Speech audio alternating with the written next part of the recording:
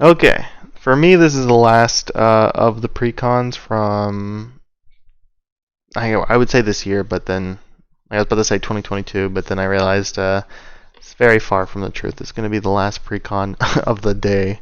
We'll see how they go. And we'll open these up. I mean, this is the Grixis one. It's the Maelstros Massacre.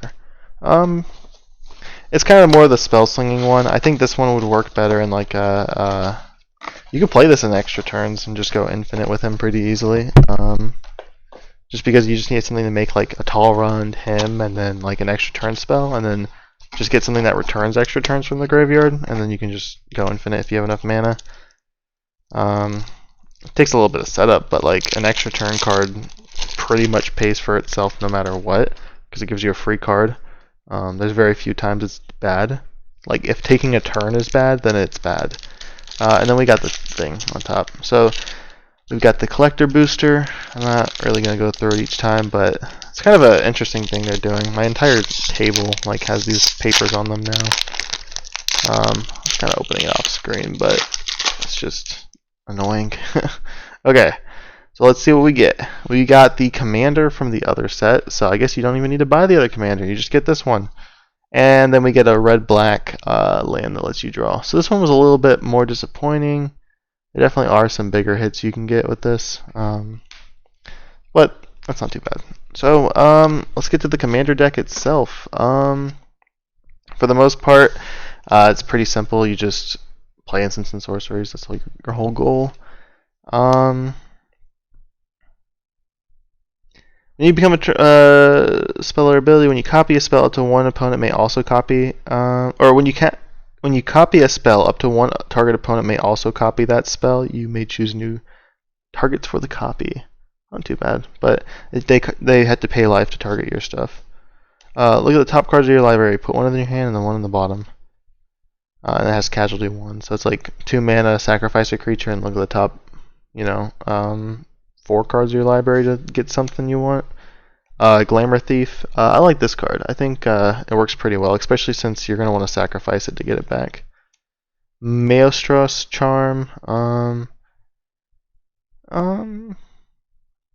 It's alright. It's good for I guess getting stuff back from your graveyard, or like it doesn't even get back. It's alright. I don't know.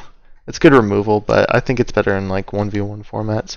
Deep Analysis, decent card. Factor Fiction, Frantic Search, Ponder. A lot of these are just going to be drawing cards. We got our first removal. Create two flying birds with this one. I guess it makes sense if you're going to be sacrificing something.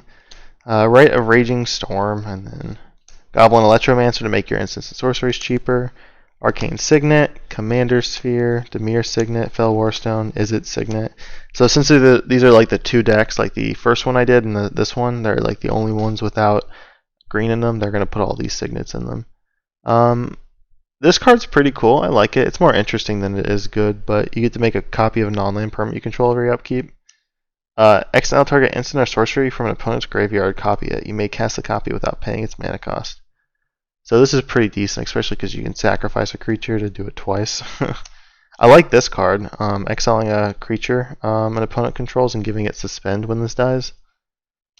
Draw a card for each creature that died under your control this turn, and you can pay 1 to spectacle it. Not too bad. When an opponent draws their second card each turn, you may return it from your graveyard to your hand. It's okay for like digging, I guess. Each opponent may separate the creatures they control into 2 piles for each opponent. You may choose one of those piles. Each opponent sacrifices that. I feel like for 3 mana it might be better, but it's not too terrible. Exile up to 2 cards from a single graveyard if the spell is kicked. Instead, exile cards from exile target player's graveyard. Create a 2/2 black rogue for each card exiled this way. So for 7 mana, you can exile their entire graveyard and make some rogues. It's pretty decent for the rogue deck. Each opponent exiles the top card of their library. You may cast it from among spells. If the spell is put this way, oh, you pay life equal to its mana cost.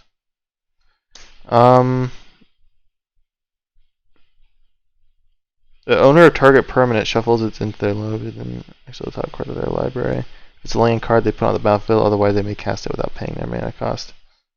Interesting. At the beginning of combat on your turn, populate. The token created this way gains haste, sacrifice at the beginning of the step.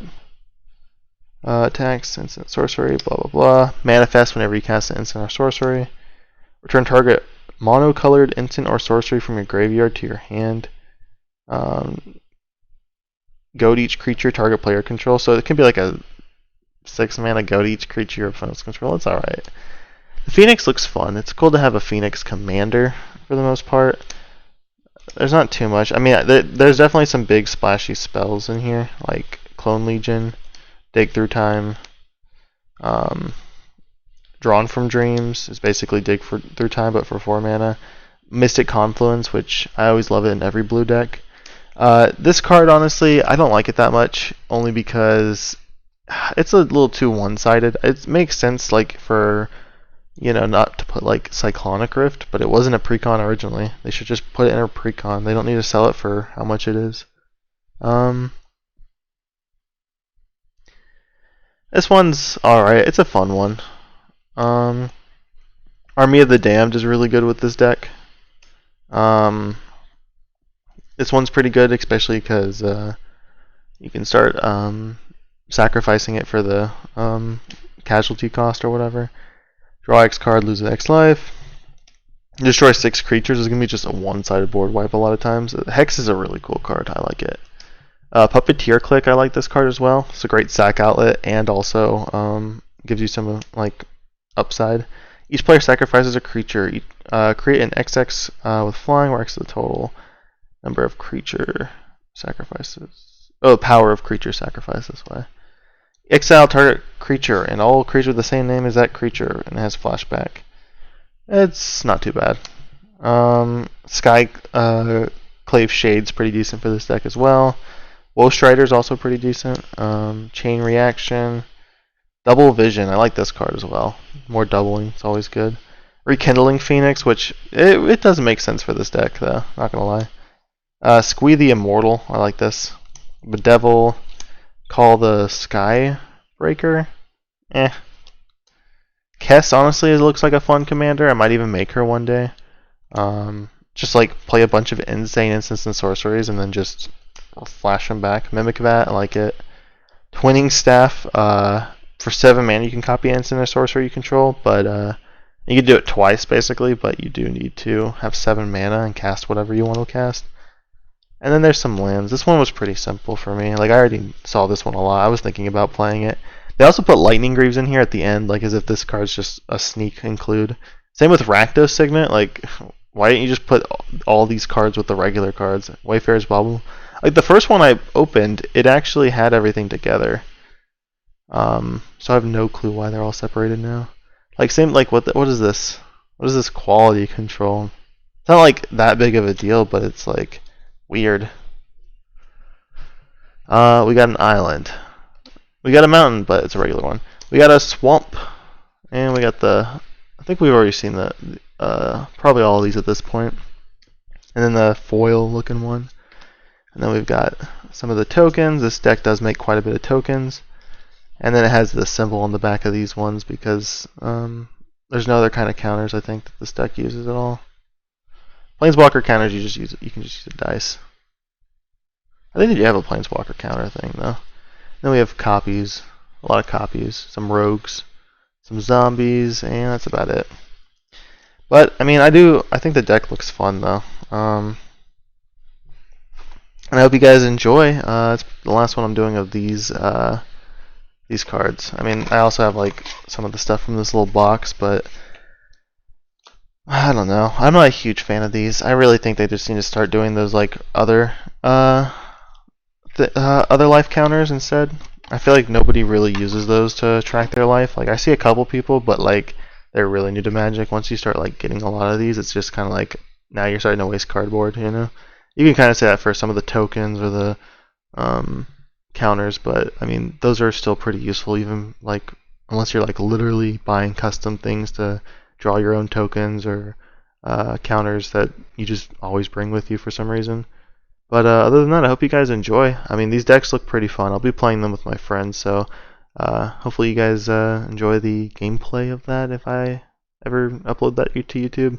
We might skip this one and maybe do another one. I'm not too sure. But otherwise, I'll see you guys in the next one. Have a good one. Bye.